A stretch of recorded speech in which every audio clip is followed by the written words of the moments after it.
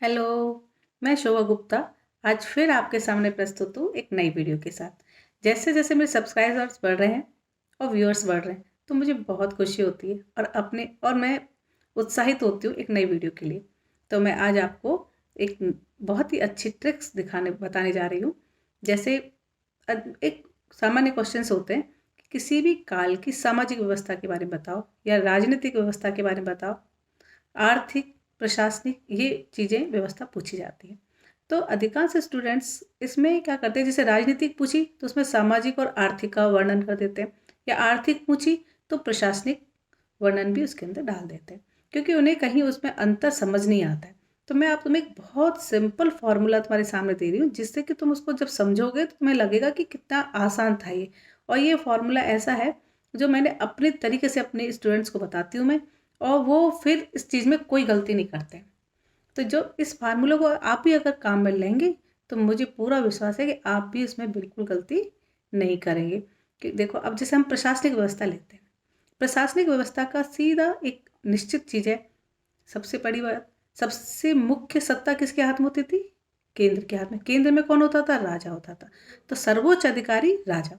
उसको सहायता के लिए कौन होते थे? उसके मंत्री होते थे। जैसे राजस्व एकत्रित करने वाले, सेना का ध्यान रखने वाला सेनापति, जैसे आय व्यय का ब्यौरा रखने वाला, विदेशों से संबंध बनाने वाला, या फिर धर्म के संबंधित मामलों को देखने वाला, फौजदारी मामलों को देखने वाला, प्रांतीय सरकारों को देखने वाला, इस और राज्य के न्याय व्यवस्था में सहयोग करने वाला, सलाह मशवरा करने वाले, ये सभी पदाधिकारी राजा के पास में होते थे, जो राजा की मदद करते थे। तो केंद्र में यही अधिकारी होते हैं सभी कालों के अंतर्गत, जिनको अलग अलग नामों में अलग अलग काल में दे दिया गया। तो आप अलग नाम याद करना वैसे तो आवश्यक है बिल्कुल, लेकिन अगर आपको एकदम से लगे कि ये व्यवस्था हमको याद नहीं हो रही, तो ये फॉर्मूला फिट है कि प्रशासनिक व्यवस्था मतलब केंद्र, केंद्र मतलब राजा, राजा के जो पदाधिकारी होते थे वो निश्चित रूप से यही पदाधिकारी होंगे। इसके बाद दूसरे नंबर पे आएगा केंद्र के बाद प्रशासन। प्रशासन में कौन सा आएगा? प्रांतीय प्रशासन। प्रांतीय प्रशासन में प्रांतपति कौन होता था? अधिकांश कुमार होते थे, राजकुमार ही प्रांतपति बनाए जाते थे, या फिर राजा के सगे संबंधी होते थे, या उनके सबसे अधिक भरोसेमंद विश्वास पात्र व्यक्ति ही प्रांतपति बनाया जाता था, जो पूरी तरह से राजा के अधिकार में होते थे, राजा के अधीन कार्य करते थे। उनके पास ही वही सेना होती थी जिसका सेनापति होता था। राजस्व एकत्रित करने वाले होते थे, धर्म संबंधी मामलों को देखने वाले होते थे, आय व्यय का ब्यौरा रखने वाले होते थे, और अन्य सभी मामलों में उन प्रांतपतियों को सलाह देने वाले होते थे। वो सभी प्रांतपति के अधीन होते थे और प्रांतपति राजा के अधीन होते थे। इस तरह से प्रशासनिक व्यवस्था कार्य करती थी, जहाँ कोई भी कन्फ्यूजन नहीं होगा कि इसमें आप अगर चाहो, अब ये इस फॉर्मूले को याद कर लो कि प्रशासनिक व्यवस्था मतलब राजा, और केंद्र सरकार और प्रांतीय सरकार है। केंद्र में पदाधिकारी और प्रांत के पदाधिकारी, ये प्रशासनिक व्यवस्था अगर आपसे पूछी जाए तो इसमें इसी के अंदर आपको जवाब देना है, इससे आगे पीछे आपको नहीं जाना है। अब मान लो पूछते हैं सामाजिक व्यवस्था के बारे में बताएं, तो सामाजिक व्यवस्था मतलब समाज के बारे में। समाज के बारे में, समाज कितने वर्गों में विभक्त था? तो कोई भी समाज आप उठा के देख ले, किसी भी काल में देख ले, समाज हमेशा 3 वर्गों में ही विभाजित होता है, जैसे उच्च वर्ग, मध्यम वर्ग और निम्न वर्ग। उच्च वर्ग मतलब राजा, उसके सभी राजकुमार, राजा से संबंधित व्यक्ति, राज परिवार, उच्च पदाधिकारी, बड़े जमींदार, इस तरह के जो लोग थे वो सभी उच्च वर्ग में आते थे। उसके बाद मध्यम वर्ग मतलब छोटे जमींदार, छोटे कृषक, छोटे कार्यकर्ता या काम करने वाले व्यक्ति, छोटे रोजगार करने वाले, वो जो थे ये प्रभावशाली होते थे, लेकिन उच्च वर्ग से थोड़े कम होते थे, तो ये मध्यम वर्ग होता था। और निम्न वर्ग मतलब कृषक वर्ग और श्रमिक वर्ग। कृषक वर्ग और श्रमिक वर्ग या भूमिहीन वर्ग, जो कि निम्न वर्ग में होता था। तो ये किसी भी समाज का पूछा जाए, कहीं भी पूछा जाए, तो 3 वर्ग हमेशा निश्चित होते हैं, और आप बेफिक्र होकर इसको लिख सकते हैं, कहीं कोई कन्फ्यूजन नहीं होता, कोई गलती नहीं हो सकती। तो ये सामाजिक व्यवस्था होती है। समाज मतलब समाज के बारे में आपको लिखना है। अब उसके अंदर आपको जिस काल का पूछा जाए आप उस काल को लिख दें और इस व्यवस्था को लिख दें। तो आप अगर बिल्कुल उसके बारे में नहीं जानते हैं तो भी आपका क्वेश्चन पूरी तरह से गलत नहीं हो सकता है। ये तरीके होते हैं एग्जामिनर से नंबर लेने के। अब अपन देखते हैं, जैसे अब आर्थिक व्यवस्था लो। आर्थिक व्यवस्था मतलब अर्थ से संबंधित, अर्थ मतलब धन से संबंधित। धन का मतलब होता है कि उस राज्य का आय का स्रोत क्या था। तो हर काल में, हर राजा के काल में आय का स्रोत होता है भू राजस्व। भू राजस्व एकत्रित करने का तरीका। दूसरा होता था कृषि कर। कृषि कर मतलब कृषि से संबंधित कर। तो अच्छे राजा होते थे वो कृषि कर कम लेते थे। तो आपके दिमाग में जैसे किसी काल के बारे में आएगा तो आपको समझ आ जाएगा कि कर एकत्रित वो किस तरीके से करते रहे होंगे। नहीं तो और राय आज का स्रोत हो गया भूमि का, राजस्व का। इसके अलावा दूसरे राज्यों से वो आक्रमण करते थे तो वहाँ से लूट में प्राप्त या कर या फिर उनसे जो वसूली करते थे, कर लेते थे, वो राजस्व का होता था। तो इस तरह से राज्य के आय जो चलती थी होती थी। इसके अलावा जो छोटे छोटे कारीगर थे, मजदूर थे और जो कार्य करते थे वो भी राजस्व का ही हिस्सा था। तो आर्थिक व्यवस्था मतलब अर्थ जिस तरीके से उस प्रशासन के अंदर आर्थिक गतिविधियां संचालित थी वो आर्थिक स्तर में आएंगी। उसमें प्रशासन या समाज को नहीं लेना है कि समाज का स्तर कैसा था।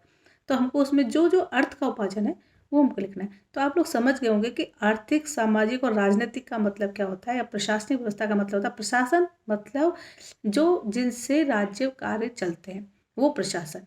इसके अलावा समाज मतलब समाज का कौन कौन लोग समाज में रहते हैं, किस तरीके का स्तर होता है समाज का, कि उच्च वर्ग, मध्य वर्ग और निम्न वर्ग। और आर्थिक स्तर मतलब जिससे आप धन कमाते हैं, जिस तरीके से वहाँ धन की व्यवस्था होती थी, राज्य कार्य किस किस तरह से धन का काम करता था वो हमको आर्थिक स्तर में लिखना है। तो बिल्कुल अलग रखना है। अब हमने इन तीन चीज़ों में जिस तरह का क्वेश्चन पूछा अगर वही जवाब देंगे तो निश्चित रूप से गलती नहीं होगी, क्योंकि और विषय से नहीं भटकेंगे तो कितना भी एग्जाम में आप अगर उस विषय उस काल के बारे में निश्चित नहीं भी जानते होंगे तो भी आपको बिल्कुल उस उत्तर को नहीं काट सकता एग्जामिनर, क्योंकि आपने उस फॉर्मूला के अंदर उसको फिट कर दिया है जो कि एक निश्चित होता है। तो आप इसको बिल्कुल अपने दिमाग में बिठा लें कि अगर ये क्वेश्चन एग्जाम में पूछा जाता है, और ये क्वेश्चन एग्जाम में 100% आते हैं, चाहे किसी भी एग्जाम को आप देख लीजिए, एक व्यवस्था जरूर आती है कि चोलों की पूछ लो, चाहे मौर्य काल की, गुप्त काल की, मुगलों की, या किसी की भी पूछे, सब में ये फॉर्मूला फिट बड़े आराम से होता है। अब हम देखते हैं कि जैसे हमने ये व्यवस्था देखी, अब मैं एक चीज़ एक आपको एग्जाम और बताती हूँ। जैसे ये कहा जाता है कि भारत में अरबी आक्रमण हुआ, या फिर ये कहेंगे मुगल आक्रमण हुआ, या फिर ईसाई आए भारत में, या जो भी लोग आए भारत से आक्रमण करने, कोई हूणों का आक्रमण, कुषाणों का, कुछ भी हुआ, तो हम ये कहते हैं कि ये पूछा जाता है कि ये आक्रमण का क्या उद्देश्य था, इस आक्रमण का क्या प्रभाव था, क्या कारण थे। तो बिल्कुल फिट कर लो दिमाग के अंदर तीन चीज़ों को। पहली बात, जो भी आक्रमण होते थे वो धन संपदा प्राप्त करने के लिए होते थे। तो आप पहला पॉइंट सीधे सीधे लिख दो कि भारत से, क्योंकि धन संपदा वाला देश था हमारा भारत, सोने की चिड़िया था, तो उनका पहला उद्देश्य होता था भारत से धन संपदा प्राप्त करना। ये आपका सभी आक्रमणों के अंदर फिट होगा।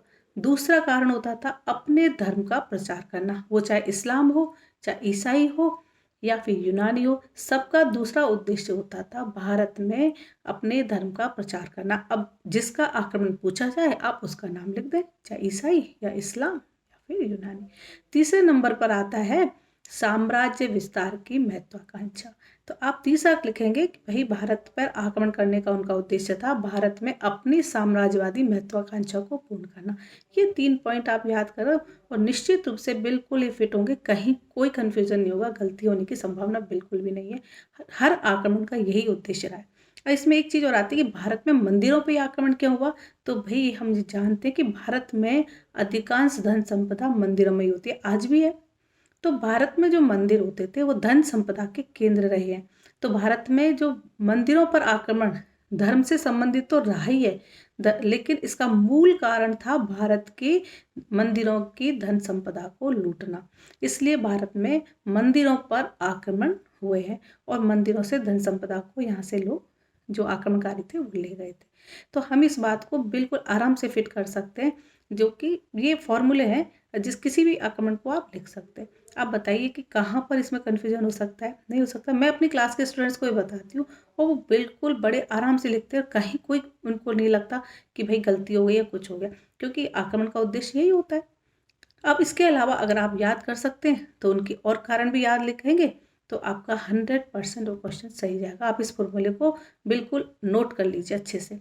तो अगर आपको ये अच्छा लग रहा होगा, मेरी ट्रिक पसंद आ रही होगी, तो मैं आगे भी आपको इसी तरह की ट्रिक्स देखती रहूँगी और मुझे पूरा विश्वास है और मैं चाहती हूँ कि भाई जो मेरा वीडियो देख रहा है वो इतिहास का चिंता तो मेरे ऊपर ही छोड़ दे। तो अगर आपको मेरा वीडियो पसंद आए तो आप इसको सब्सक्राइब करें ताकि मैं आपको और ट्रिक और नई कंटेंट के साथ फिर से आपके सामने प्रस्तुत हो सकूँ। Thank you.